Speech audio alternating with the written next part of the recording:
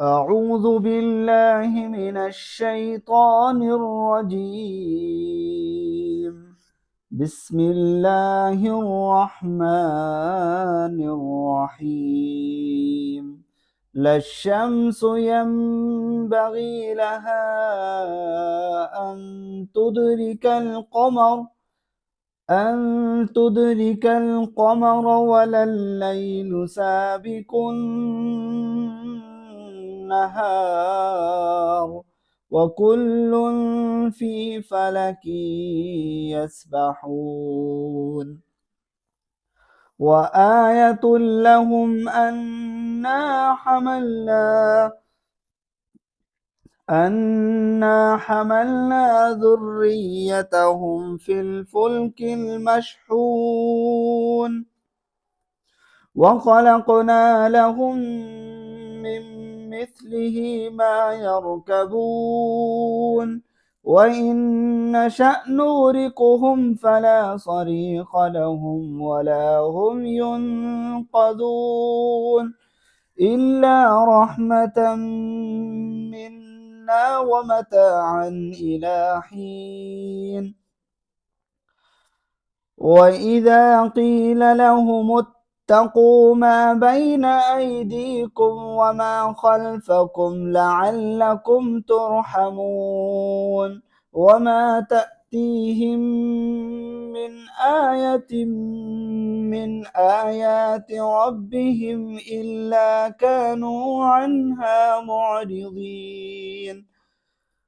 وإذا قيل لهم أنفقوا مما رزقكم الله قال الذين كفروا للذين آمنوا أنطعم من لو يشاء الله أطعمه إن أنتم إلا في ضلال مبين.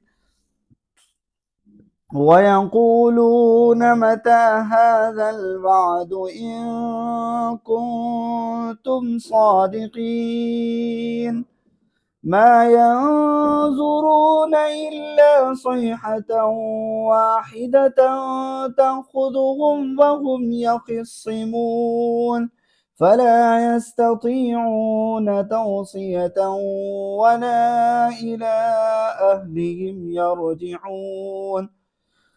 ونفخ في الصور فإذا هم من الأجداث إلى ربهم ينسلون.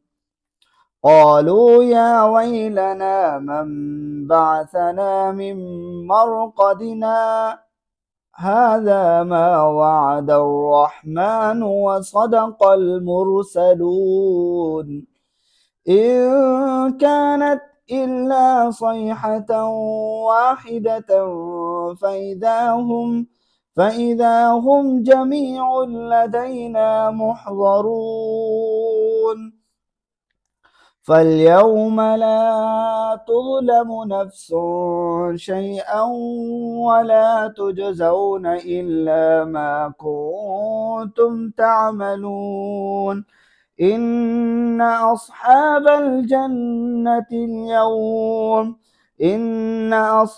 الجنة اليوم في شغل فاكهون هم وأزواجهم في ظلال على الأرائك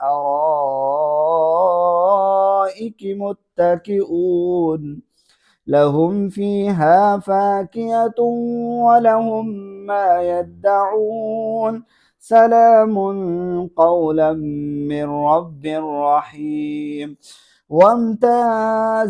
وامتازوا اليوم أيها المجرمون ألم أعهد إليكم يا بني آدم ألا تعبدوا الشيطان إنه لكم عدو مبين وأن اعبدوني هذا صراط مستقيم. ولقد أضل منكم جبلا كثيرا أفلم تكونوا تعقلون هذه جهنم التي كنتم توعدون اصلوها اليوم بما كنتم تكفرون اليوم نختم على أفواههم وتكلمنا أيديهم وتشهد أرجلهم بما كانوا يكسبون ولو نشاء لطمسنا على أعينهم فاستبقوا الصراط فأنى يبصرون ولو نشاء لمسخناهم على مكانتهم فما استطاعوا مضيا ولا يرجعون ومن نعمره ننكسه في الخلق أفلا يعقلون وما علمناه الشعر وما ينبغي له إن هو إلا ذكر وقرآن مبين لينذر من كان حيا ويحق القول على الكافرين أولم يروا أنا خلقنا لهم مما عملت أيدينا أنعاما فهم لها مالكون وذللناها لهم فمنها ركوبهم ومنها يأكلون ولهم فيها منافع ومشارب أفلا يشكرون واتخذوا من دون الله آلهة لعلهم ينصرون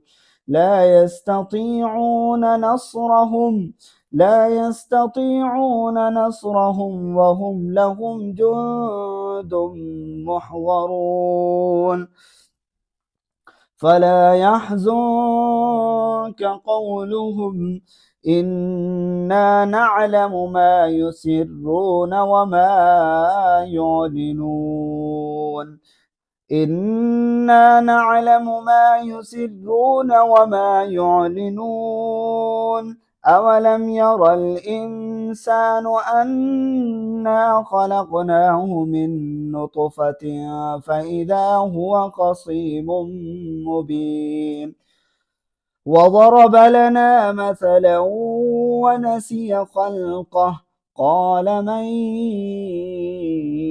يحيي العظام وهي رميم قل يحييها الذي أنشأها أول مرة وهو بكل خلق عليم الذي جعل لكم من الشجر الأخضر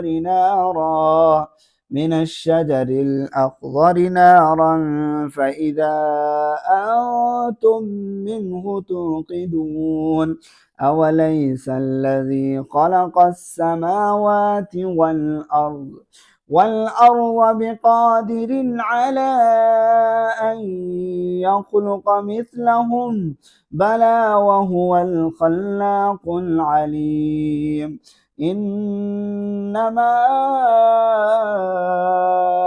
أمره إذا أراد شيئا أن يقول له كن فيكون إنما أمره إذا أراد شيئا أن يقول له كن فيكون فسبحان الذي بيده